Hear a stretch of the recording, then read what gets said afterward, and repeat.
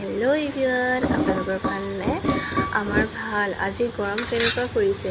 আজি আমি ইমানেই ধুনীয়া ৰেচিপি এটা বনালোঁ। মই বনোৱা নাই, বায়ে বনালে। কঁঠাল গুটিৰ সৈতে তিলৰ পিটিকা, আৰু খাবলৈ ইমানেই ধুনীয়া হৈছিলে।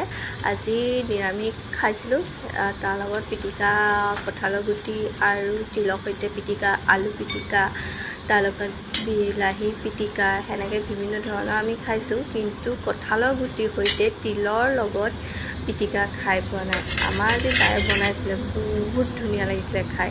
আপোনালোকে খাই পাইছেনে নাই পোৱা মই সেইটো নাজানো, কিন্তু মই খাই পালোঁ আজি।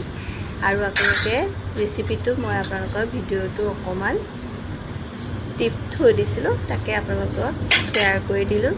আপোনালোকে চাই মেলি কেনেকুৱা পালে মোক কমেণ্ট কৰি আৰু লাইক কমেণ্ট কৰি জনাবচোন।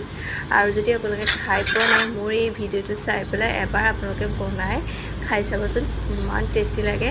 Bye bye.